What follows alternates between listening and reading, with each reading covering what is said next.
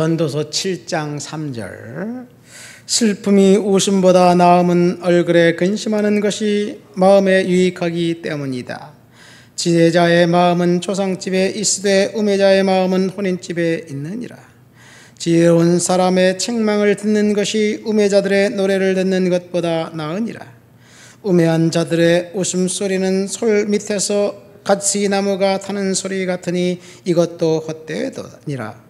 탐욕이 지혜자를 우매하게 하고 뇌물이 사람을 명철을 망하게 하느니라. 일의 끝이 시작보다 남고 참는 마음이 교만한 마음보다 나으니 급한 마음으로 너를 바라지 말라. 너는 우매한 자들의 품에 머무름이니라. 아멘. 지혜와 어리석음에 대한 이야기를, 무엇이 지혜이고 무엇이 어리석음인가, 이 솔로몬이 이스라엘의 다음 세대들에게 충고해주는 인생의 격언이고 인생의 팁입니다. 전도자는 하나님 없는 삶은 실패와 낙심뿐이라는 말을 하면서 인생의 허무와 허상을 노래합니다. 인생은 해 아래서 이룬 것이 대단한 일 같지만 결국 하나님 앞에 갔을 때, 심판대 앞에 갔을 때 인생이 이 땅에서 하나님 없이 이룬 일은 다 헛되다는 이야기를 하면서, 어쩌면 본문은 솔로몬이 인생의 대중들 앞에서 하는 공개적인 신앙 고백이 아닌가 생각됩니다.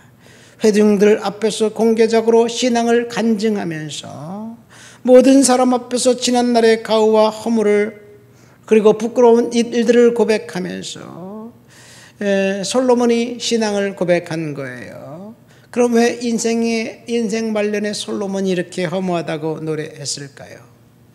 흥청망청 젊은 시절 쾌락에 휩싸여서 세월을 보낸 것, 그리고 어느 순간 늙고 에너지가 빠진 자신의 모습을 보면서 무익하다는 것을 이야기합니다.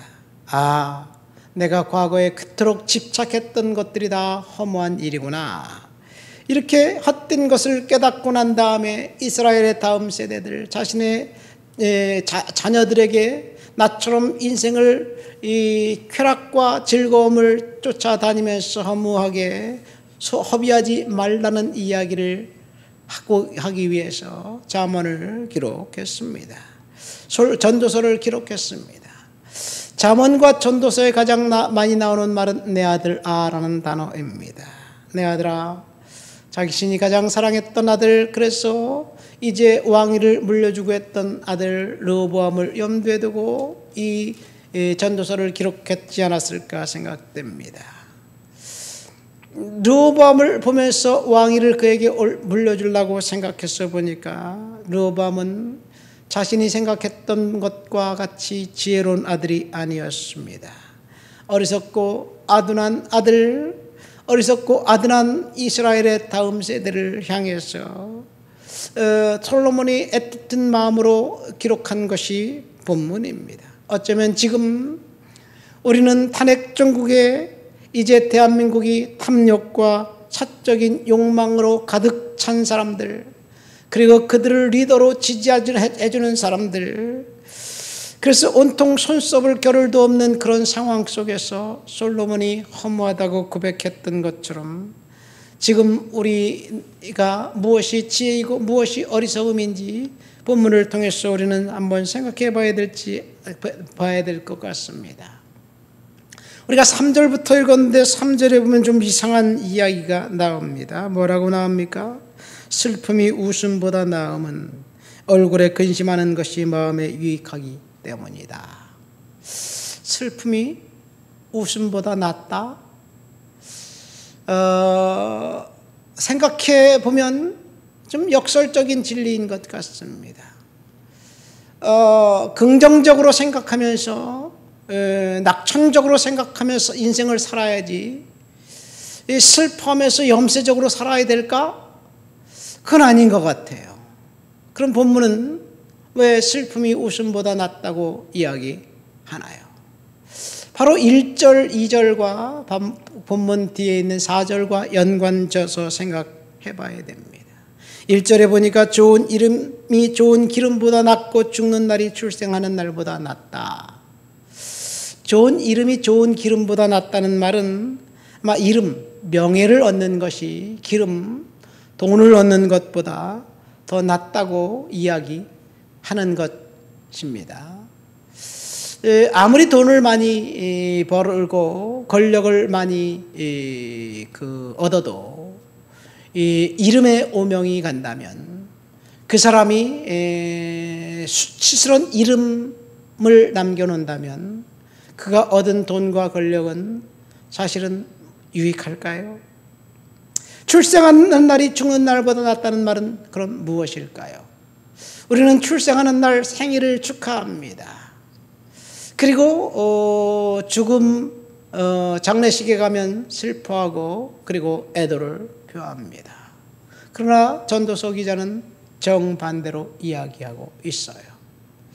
출생하는 날, 야, 네가 앞으로 네 인생을 고생할 걸 생각하면 앞으로 정말 답답하구나. 그러면서 너가 출생한 것을 우리가 축하해 줄 수가 없어. 뭐 이런 염세적인 사고방식일까요? 죽음 이후에는 이제 인생의 모든 짐을 다 내려놨고 편안히 천국에서 안식할 시간이 되었기 때문에 축하합니다. 이런 이야기일까요? 물론 어느 측면에서 보면 그런 이야기일 수도 있습니다.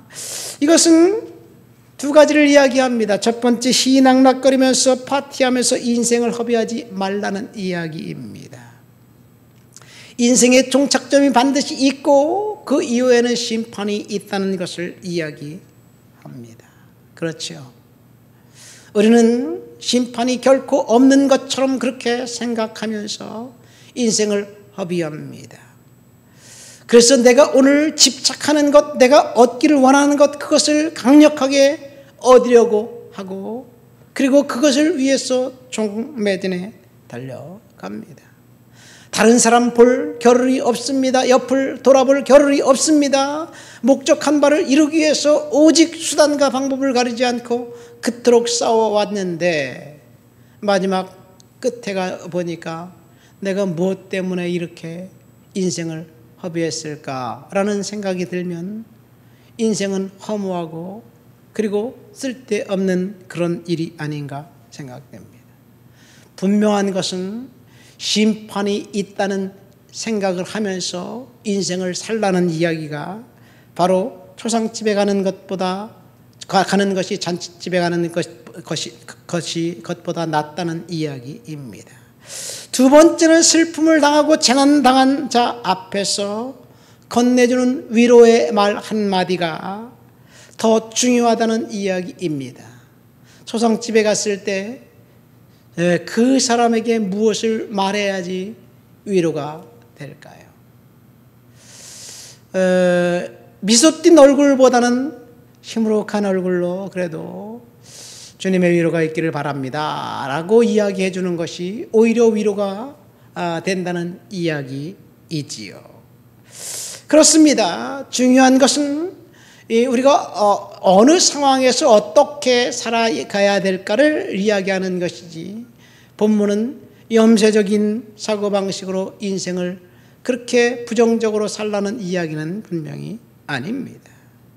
그래서 슬픔이 웃음보다 낫고 얼굴에 근심하는 것이 마음에 유익하기 때문이다 라고 이야기하면서 지혜자의 마음은 조상집에 있고 우매한 자의 마음이 혼인집에 있다는 이야기입니다.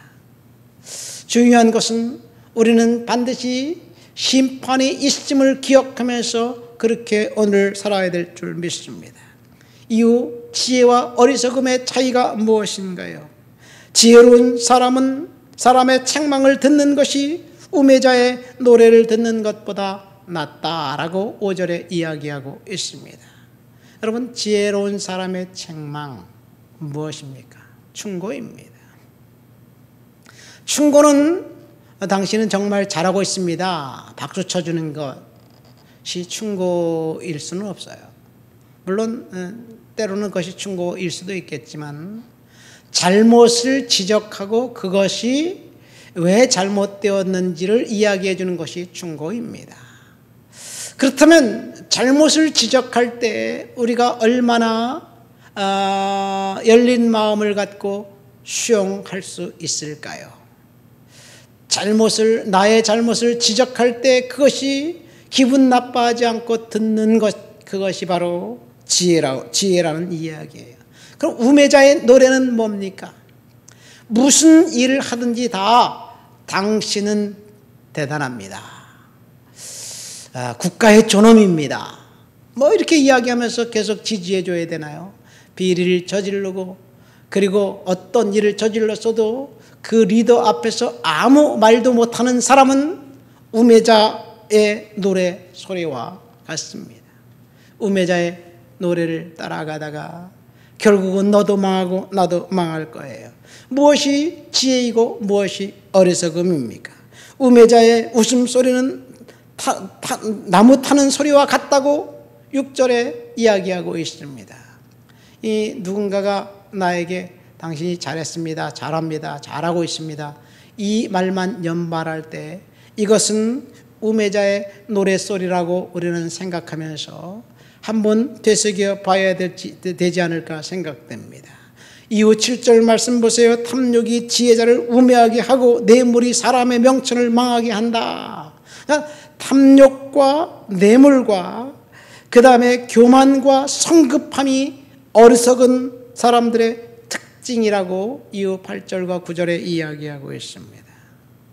이 세상을 살아가면서 욕심이 없는 사람이 어디 있습니까?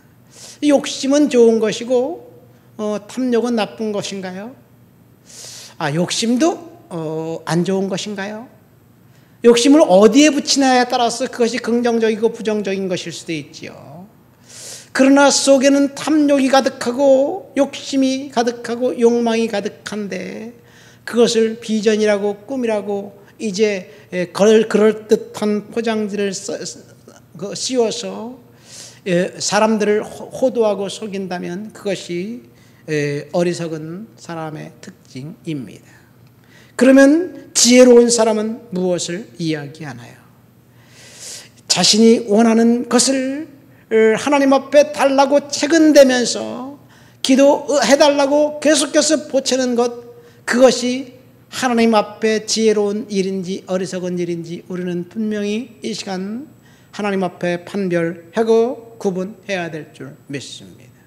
내가 기도하고 내가 소망을 품고 하나님 앞에 달라고 요청하는 것 굉장히 중요합니다. 그러나 주님이 겟세마네 동산에서 기도했던 것처럼 그러나 나의 원대로 마옵시고 아버지의 뜻대로 하옵소서. 그런 마음, 하나님의 뜻이라면 이루어 주옵소서. 하나님 앞에 내가 원하는 것을 성취하는 것보다 하나님 앞에 순종하는 것을 더 원합니다 라고 하나님 앞에 고백하는 것, 이것이 지혜자가 아닌가 생각됩니다. 말씀을 맺습니다. 우리는 무엇이 지혜이고 무엇이 어리석음인지 전도서를 통해서 들었습니다. 잔치집에 가는 것보다 초상집에 가는 것이 더 지혜롭다고 이야기한 것, 그것은 우리가 다른 사람을 슬픔당하고 재난당한 자를 위로하고 그리고 격려해 주라는 그것이 더 지혜로운 이야기고, 두 번째는 인생의 심판이 있다는 것을 생각하면서 그렇게 심판을 의식하며 살라는 것, 그것이 지혜라는 이야기입니다. 하나님 아버지 감사합니다. 주님 앞에 무엇이 지혜이고 무엇이 어리석음인지 다시 한번 깨닫습니다. 하나님, 지혜자의 충고를 가슴에 새기고 어리석은 자의 갈채소리를 거부할 수 있는 그런 분별력을 허락해 주시옵소서. 예수님의 이름으로 기도합니다. 아멘.